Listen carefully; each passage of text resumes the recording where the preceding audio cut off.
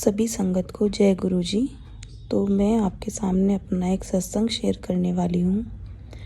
मैं गुरु जी से अभी फ़िलहाल में ही जुड़ी हूँ, लास्ट 2024 में। गुरु जी मेरी लाइफ में आए हैं तब से। तो मैं आपके साथ एक छोटा सा सत्संग अपना शेयर कर रही हूँ। अगर उस सत्संग में जो भी गलती हो तो संगत जी प्लीज़ मुझे माफ़ करिएगा, गुरु जी मुझे माफ़ करिएगा। और कहते हैं ना कि सत्संग भी जब भी शेयर कर पाएंगे हम जब गुरु जी की मर्ज़ी होती है। तो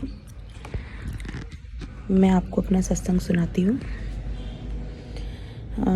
जैसे कि 1 जनवरी की बात है, मतलब 1 जनवरी 2025 जब स्टार्ट हुआ था। तो मेरे को जो हमारी दीदी हैं उन्होंने मेरे को बता रखा है कि गुरुजी आपको कबूतर के रूप में, तितली के रूप में, मतलब अपने दर्शन आपको ब्लेस कर सकते हैं ऐसे। तो वो चीज़ मेरे दिमाग में थी। तो क्या होता है, 1 जनवरी के ही दिन हम मेरे दोनों बच्चे घर में थे और खेल रहे थे। तो अचानक से मेरे बेटे को इसके ताऊ जी बोले कि मेरे बेटे का नाम है गन्नू, कि गन्नू इधर आ, एक चीज़ दिखाऊं तुझे मैं। तो वो बाहर चला गया और फिर मैं झाड़ू लगा रही थी। तो मैंने जैसे ही बाहर मतलब देखा, मैंने कहा गन्नू कहाँ चला गया। तो मैंने देखा कि इसके ताऊ जी अपने हाथ में कबूतर लेके आ रहे हैं। तो वो कबूतर लेके आए और उन्होंने हमारे गेट के साइड में रख दिया। जाल है हमारा, उसके साइड में रख दिया। तो जैसे ही वो कबूतर रखा तो उसकी तबीयत सही नहीं लग रही थी। उसकी गर्दन, मतलब उसकी आँख खुली हुई थी, लेकिन उसको ऐसा लग रहा था कि उसको जैसे चोट लगी हुई है। तो ये चीज़ देख के मेरे मन में आया कि मैं इसको खाने के लिए थोड़ा सा दाना दे दूँ। तो मैंने चावल लिए 1 मुट्ठी और मैं उसके सामने, मतलब मैंने रख दिया। उसके सामने एक चिराग था छोटा सा, तो मैंने सोचा यहीं पे रख देती हूँ, वो खा लेगा।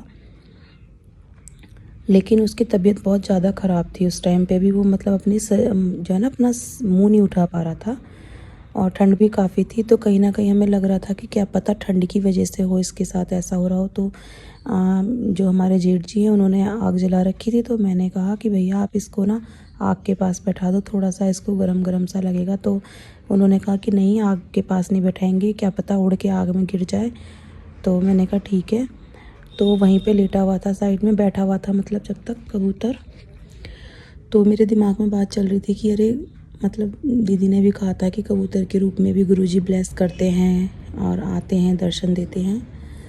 तो मैंने उसको देखा, तो जब तक उसकी आँख खुली हुई थी और बाद में देखा ना, तो पता है वो बेचारा ख़त्म हो गया। मतलब कि उसने एक दाने का एक वो भी नहीं खाया था। तो ये चीज़ जब वो ख़त्म हो गया तो फिर पापा जी जा रहे थे हमारे। तो मैंने उनको बोला पापा जी ऐसे ऐसे कबूतर ख़त्म हो गया है। उन्होंने कहा कि आप मेरे को एक पिन्नी में करके दे दो, मैं कहीं जाऊंगा तो फेंक दूंगा। तो ये दिमाग में मेरे बात चल रही थी कि कबूतर भी आया हमारे घर और वो ऐसी कंडीशन में आया।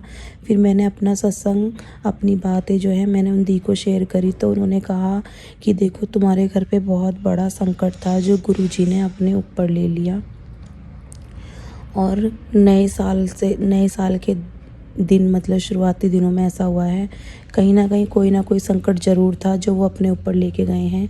और गुरुजी किसी भी रूप में आ सकते हैं ब्लेस करने के लिए। तो कहीं भी, कैसे भी, किसी को भी अपने दर्शन किसी भी तरीके से दे सकते हैं, ब्लेस कर सकते हैं और करते हैं वो ब्लेस। तो उन्होंने मुझे समझाया कि आपके ऊपर कोई ना कोई कष्ट ज़रूर था जो किसी न किसी रूप में आके गुरुजी अपने ऊपर ले लेते हैं। वरना देखो, मेरे को यहाँ पे कई साल हो गए हैं, मतलब कई साल क्या, शादी के बाद मेरे को 8 साल मेरे को पूरे हो जाएंगे अब। कभी मेरे साथ ऐसा नहीं हुआ और कि कबूतर, जो चीज़ मतलब उस दिन हुई कि कबूतर लेके आए वो और वो ख़त्म हो गया। तो कहीं ना कहीं यही था कि गुरुजी ने हमें ब्लेस किया है, जो संकट था उन्होंने अपने ऊपर ले लिया है। तो मैं तो यही कहूँगी, गुरुजी जैसे आप सबका भला कर रहे हैं वैसे ही मेरा भी भला करें, सभी को अपना आशीर्वाद बनाए रखें सभी के ऊपर, और सबके साथ साथ मेरे पे भी अपना आशीर्वाद बनाए रखें गुरुजी। अपनी बेटी पर अपना आशीर्वाद हमेशा बनाए रखें, हमेशा। तो मैं अपनी वाणी को यहीं विराम देती हूँ गुरुजी के मंत्र जाप के साथ। ओम नमः शिवाय, शिवजी सदा सहाय। ओम नमः शिवाय, गुरुजी सदा सहाय। शुक्राना गुरुजी, शुक्राना गुरुजी, शुक्राना, शुक्राना गुरुजी, शुक्राना।